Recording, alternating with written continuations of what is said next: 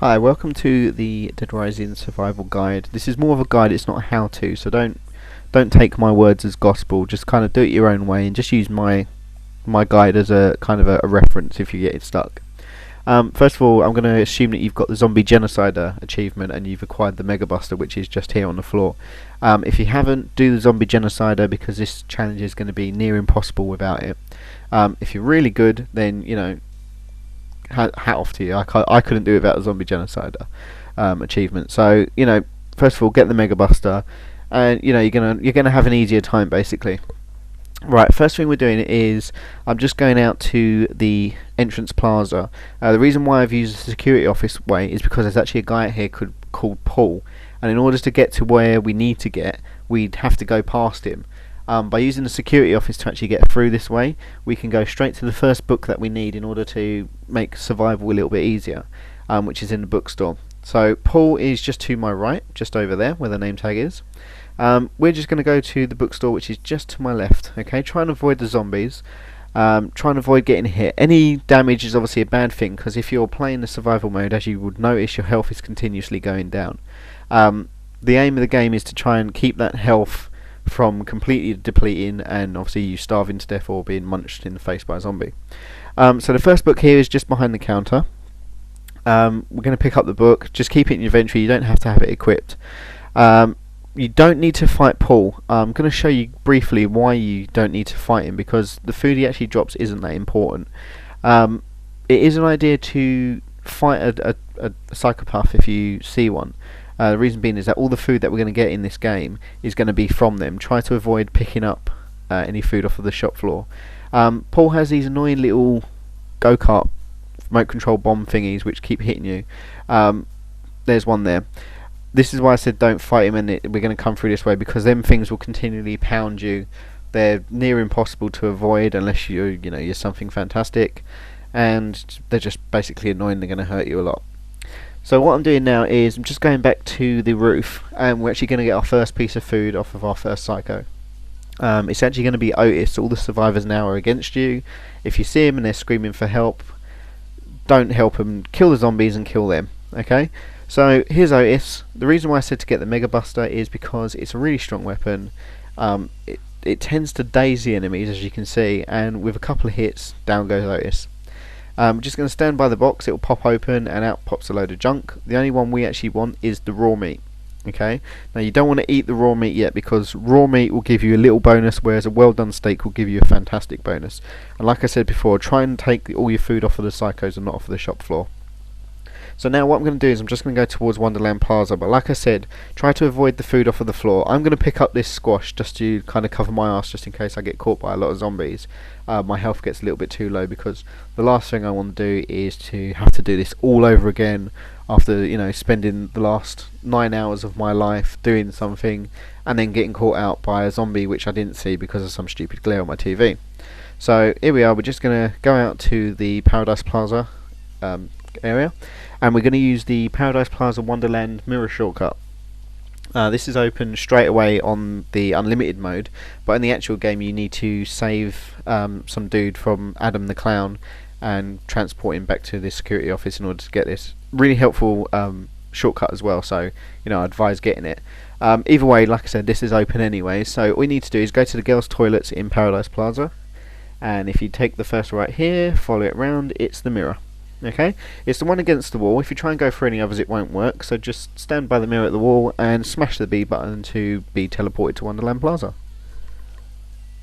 Right, the reason why we're going to Wonderland Plaza now is because we're going to get the second book. Basically, it's going to give us another 50% health increase bonus on our food. This then gives us 100%, so now any food that would give you 1 square is now going to give you 2 squares.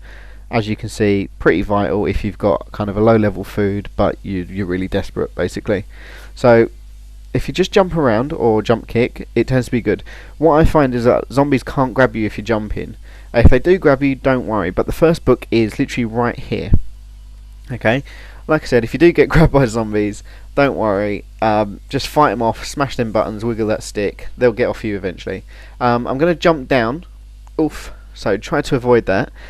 It does hurt you if you jump too high, So if you can go down the stairs, then by all means you're welcome to. I'm just doing that because I need to get to the food court as fast as possible to cook this raw steak. It can take about 2 hours before the steak goes off, but you know, I want to get there as fast as possible to kind of get as much of this achievement done as possible. So in the food court you need to be careful because Carlito is actually here. He's really easy with the Mega Buster. Without it he's kind of annoying because he wastes a lot of time, you take a lot of damage, use a lot of food, and that's the last thing you want to do basically. He does drop a well done steak, a pizza, no sorry not a pizza, some snacks and a yogurt. So we're going to pick up them and we're not going to eat them, we're just going to kind of harvest them if you like. So he's just up here. I've only been alive for just under an hour. As we run round, he's to my left, you'll see his name flash up there. As we run round, all we're going to do is just make sure the Mega Buster's equipped and jump up to see him. I don't know what happens here, it looks like I get hit, but anyways, what we're going to do is we're going to jump up, we're literally going to pop around the corner, he's going to shoot me a couple of times and I'm going to pap him one. So now he's down on the floor. Again, stand in the box, out pops a load of junk, we just want the food. Forget the weapons, we've got the Mega Buster.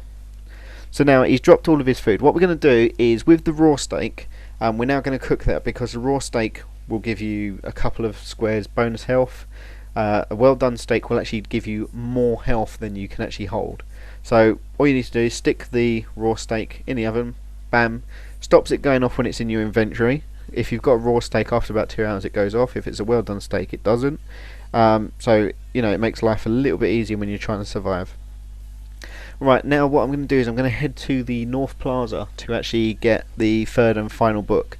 These books, I can't stress enough, are essential. So you know, the best way to do it, you know, even if you want to follow it to a T, my guide at the moment, because these books are essential. Basically what we're going to do is, outside there are the 3 snipers from the actual game. They're pretty easy to avoid if you can see the TV. At the moment the camera that you can see, the image is pretty clear because basically the way I set it up. When I was playing it I could not see a damn thing because of the glare, hence why I'm using the map now to make sure I'm going in the right direction. The North Plaza is just up ahead, so what I'm going to do is I'm just going to follow this wall. Following the wall does one or two things. It lets me know that I'm going in the right direction, and also it keeps me kind of safe from any zombies. The zombies tend not to congregate around walls. Don't know why, but you know, they just don't. In the day they seem to, at night they don't. So you know, try and hug the wall if you can't see the TV. But what we're going to do is just going to run towards the North Plaza. You might see some lines flash across the screen. That's basically the snipers trying to take pot shots at me. But if you continue to move and move and move, you'll be perfectly fine. One thing I'm going to say, we are going to come back out here afterwards and fight the snipers. It's going to give you the outdoorsman achievement, sorry. And you know, it's pretty annoying. It's really tedious, but it's worth it. You can get at least 4 or 5 achievements doing the unlimited survival. I'll speak you through them, basically what ones you can get and where you can get them. So what we're going to do now is we're going to go through to Chris Lip's hardware store, and there's actually a little doorway just to the left of it. If you go into this doorway, which is just here, there's a book on the floor which is right at the back here.